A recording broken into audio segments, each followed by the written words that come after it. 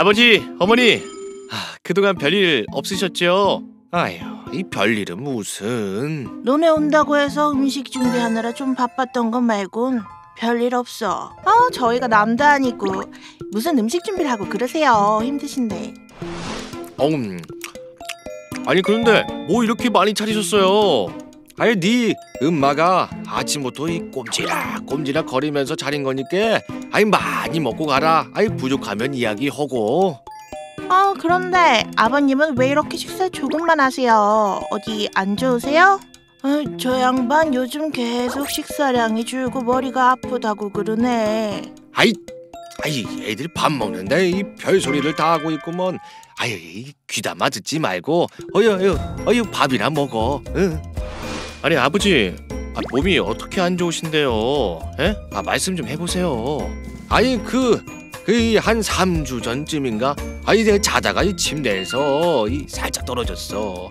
아니 어디 다친 데도 없는 것 같고 해서 잠깐 잊고 있었는데 점점 두통도 심해지고 이 속도 좀 불편한 것 같고 그러더라고.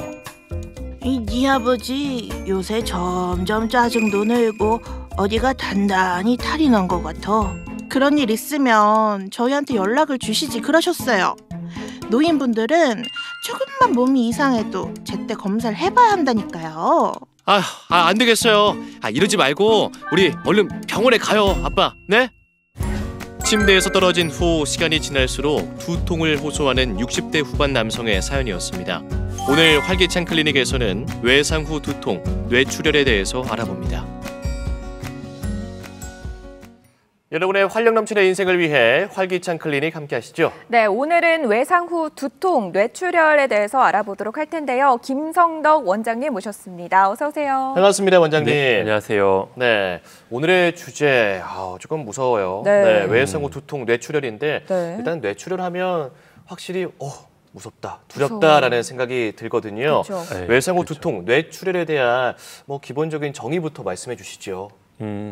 두통이나 뇌출혈 같은 경우에는 네. 외상에 의해서 생길 수도 있고 외상이 없어도 생길 수가 있는데요. 네, 외상성이라고 하는 거는 네. 교통사고가 난다든지 산업재해가 있다든지 높은 곳에서 떨어지는 추락사고가 있다든지 네. 스포츠를 하다가 다치는 경우도 있고 폭력에 의해서 다치는 경우도 있는데 이때 이제 생기면 외상성 두통이나 외상성 뇌출혈이라고 표현을 하고요. 네. 이제 다치고 나서 병원에 갔는데 병원에서 이제 CT든 MRI든 검사를 하게 돼요. 네. 검사를 했을 때 사진상에서 이상이 없으면 뇌진탕이라고 표현을 해주고요. 진단을. 네. 사진상에서 구조적인 문제가 생기거나 뇌출혈이 생겨 있으면 그에 맞는 진단명, 뇌출혈 진단명을 붙여주게 됩니다. 그렇군요. 네. 그렇다면 외상 후에 좀 두통이 발생했을 때는 바로 병원에 방문해서 CT나 MRI를 찍어야 하는 걸까요? 아니면 좀 경과를 지켜봐도 될까요? 그 두통이 있을 때는 두통만 있다라고 하면 좀 경과를 지켜봐도 괜찮은데요. 네. 앞에 이제 좀 다시 설명드리려고 하는 부분들에 대한 증상이 있으면 이때는 이제 병원에서도 CT나 MRI 촬영을 권하게 됩니다. 네, 앞에 화면에서 같이 보면은 네. 일단은 다치고 나서 외상 후에 이제 자꾸 졸리다든지 하는 의식 장애, 몸이 자꾸 깔아지는 겁니다. 자꾸 졸려하거나 네. 아니면 사고 당시에 의식 소실, 기억을 못하는 경우가 있고 네. 사고가 나서 병원에 왔는데 그 과정을 또 기억이 안 나는 기억력 장애 같은 경우가 있을 수 있고요. 사고 후에 경련을 일으켰거나 아니면 마비라든지 감각이 떨어졌다는 신경학적인 소실이 있을 수 있고 네. 이게 뇌가 다치면 뇌에 압력이 올라가는데 뇌에 압력이 올라가게 되면 이게 구토 같은 증상이 생깁니다. 그래서 구토가 있다라고 하거나 네. 또 두개골이 골절, 머리뼈가 골절된 게 의심되는 증상들이 있는데요. 네. 눈이 이렇게 멍이 들거나 귀 밑에 멍이 들거나 이런 소견이 보이면 이게 골절 의심 증상들이라서 이런 경우에는 병원에서도 CT나 MRI 촬영을 조기에 해볼 것을 권하게 됩니다. 그렇군요. 저희가 동반 증상에 대해서 봤는데 그렇다면 앞서 본 60대 남성의 그 사연 있잖아요. 네. 그거는 좀 어떻게 보십니까, 원장님? 저런 경우에 이제 네. 병원에 오면 만성 경막 하혈종이라고 하는 어떤 출혈을 하나 의심해 볼 수도 있는데요. 네. 아닐 수도 있지만 의심해 볼 수 있는데 네. 이 어르신들 같은 경우에는 외상 직후에도 증상이 생길 수 있지만 이 뒤늦게 3주나 한 달 뒤에 증상이 천천히 나타나는 경우들이 있습니다. 너무 늦게 나오는데요. 네네. 네. 그게 이제 뇌 위축이라고 하는 것과 연관이 있는데요. 네. 뇌가 이제 나이가 들면서 이렇게 줄어드는 현상을 뇌 위축이라고 표현을 하는데 네. MRI에서 보시게 되면 오른쪽은 정상적인 뇌 MRI고 네. 왼편은 위축 있는 MRI입니다. 이제 뇌가 줄어들게 되면서 이제 빈 공간이 많아지면서 하얀색 물이 많이 보이는 건데요. 네. 이렇게 호두 같은 걸 좀 생각해 볼 수 있는데 호두요? 네. 호두 먹는 호두인데 이 싱싱한 호두 같은 경우는 이렇게 흔들어도 안에 내용물이 흔들리지 않을 정도로 꽉 차 있는데 네. 이제 오랫동안 놔둔 호두 같은 경우는 이제 안에 이제 내용물이 줄어들면서 이렇게 흔들면 흔드는 느낌이 날 수 있는데요. 나죠. 네. 네, 그런 게 이제 뇌 위축과 관련된 부분으로 이제 생각해 볼 수 있고요. 네. 이런 뇌 위축이 생기는 건 이제 뭐 나이가 들면서 생길 수도 있고 어떤 원인들에 의해서 생길 수도 있습니다. 아무래도 뇌가 이렇게 위축이 돼서 줄어들어 있다 보니까 네. 빈 공간이 생기게 되는데 이 빈 공간에 출혈이 생길 수가 있어서 아. 네네네. 그래서 그런 것들이 이제 만성 뇌출혈을 의심할 수 있는 증상입니다. 그렇군요. 앞선 어르신의 경우에는 만성 경막하 혈종이라는 질환이 의심된다라고 말씀해 주셨는데요. 병명이 참 어렵습니다. 만성 경막하 혈종 어떤 어렵습니다. 질환인지 설명해 주시죠. 일단은 뭐 우리가 어디서 다쳐서 병원에 가게 되면 그냥 뇌출혈이다라고만 이렇게 알면 되는 부분일 수 있는데 네. 좀 더 그걸 자세하게 표현한 겁니다. 그래서 뇌출혈이라고 하는 부분 중에서 하나인데 이 사진에서 보면은 이제 뇌의 구조가 있는데 일단은 뭐 사진을 안 본다고 하더라도 머리뼈가 있고요.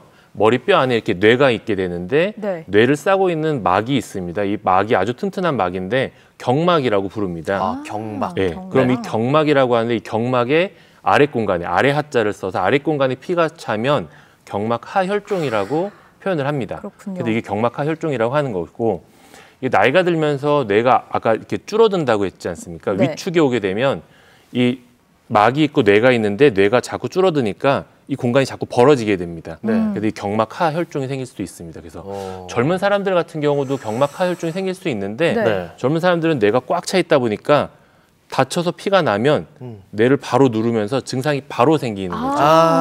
하지만 나이가 드신 분들은 피가 다 찬 다음에 아이고. 뒤늦게 이제 증상이 생기는 겁니다. 그래서 오래 걸리는 거군요. 네네네.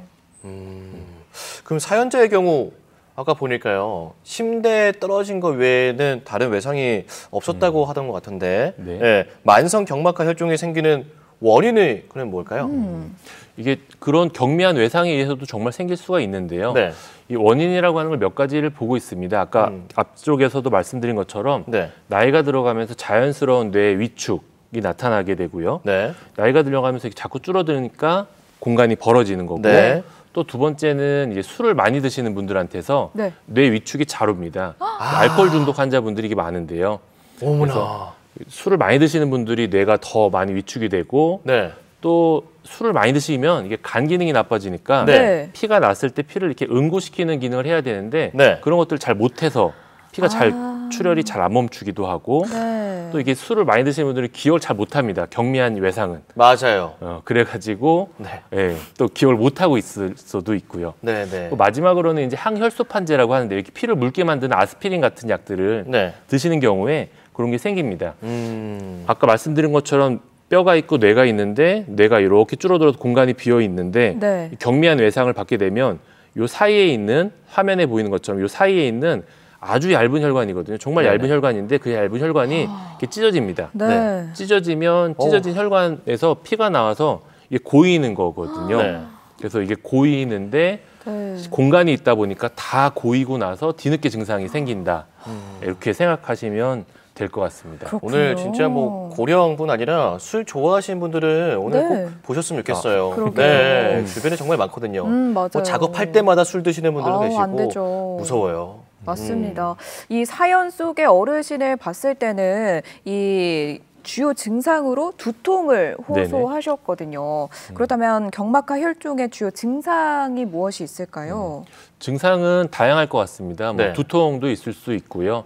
뭐 경미하게는 두통도 있을 수 있고 어지럽고 뭐 어지럼증. 구토 나고 네. 이런 머리에서 나타나는 증상들이 보일 수도 있고 네. 좀 심하다라고 하면은 뭐 반신의 마비, 뭐 마비 증상이 있거나 보행 장애, 무섭네요. 언어 장애, 네. 뭐 뇌에서 나타날 수 있는 모든 증상들이 사실은 다 나타날 수가 있습니다. 그렇겠네요. 예, 이게 출혈이 어디에 고여서 뇌에 어디를 누르고 있느냐에 따라서 증상이 다 나타날 수 있는데 네. 뭐 예를 들면 앞에 화면에 보이는 노란색이나 파란색의 영역은 이게 우리 머리 중에서도 말을 하고 말을 이해하게 하는 영역인데요. 언어. 네. 저기를 만약에 피가 차서 거기를 누르고 있다 그러면 환자가 말을 잘 못하거나 말을 하는데 말을 잘 이해를 못하거나 하는 아. 증상들이 생길 수가 있어요. 네. 네. 그래서 이제 보호자분들이 보통 모시고 오면 뭐 치매가 오신 것 같아요. 어머님이 뭐 아버님이 뭐 뇌졸중이 생긴 것 같아요라고 해서 사진을 찍어보면 이런 경우들이 생기는 경우가 있습니다. 그러면 이제 이 질환을 의심해서 병원에 갔습니다. 병원에 네. 가면 좀 진단과 검사는 어떻게 이루어집니까?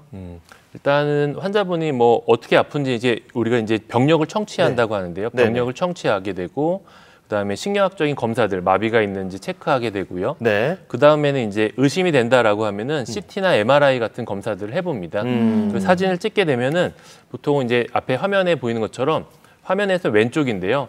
왼쪽에 이렇게 초승달 모양으로 이렇게 하얗게 보이는 거, 네. 요게 이제 경막 아래에 피가 고이는 경막하 혈종이거든요. 네. 요건 이제 급성 출혈 소견이긴 하지만 어쨌든 이런 경막하 혈종이 이런 소견이 보이면 진단을 하게 됩니다. 네. 그렇군요.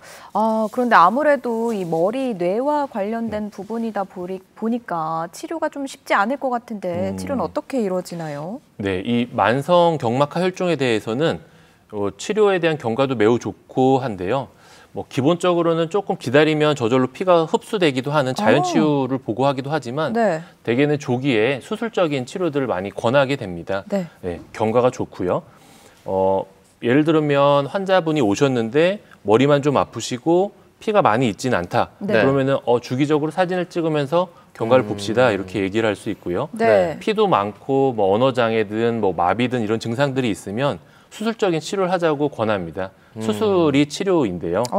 수술 같은 경우는 이게 좀 비교적 간단합니다. 뇌 수술 치고는 그런가요? 간단한데요. 다행이네요. 화면에 보이는 것처럼 이 볼펜 심 정도의 구멍을 살짝 뚫습니다. 네. 아주 작아요. 아주 작게 머리에. 뚫고요. 네. 그럼 그 뚫은 구멍으로 이렇게 관 하나를 이렇게 빨대 같은 관을 하나 넣어주면 네. 거기로 pit물이 이렇게 주룩 다 나옵니다. 아, 빼는 거군요. 예. 네. 그래서 이제 고령인 경우들의 뭐 전신 마취가 좀 위험하지 않을까요라고 하는 분들은 국소 마취만 해서 이렇게 피를 쭉 빼내기도 하고 빼내게 되면 이제 이거에 대한 치료에 대한 경과는 뭐 매우 좋은 편으로 보고 있기 때문에 네. 적극적으로 치료를 하게 됩니다. 아, 그렇군요. 뭐 이야기 이렇게 말씀 들어보면서 뭔가 예방보다는 초기적인 대응이 중요하겠구나라는 생각이 드는데요. 네네. 자, 이제 마지막으로 시청자분들께 네. 강조하고 싶으신 말씀 있으시면 남겨주시죠. 네.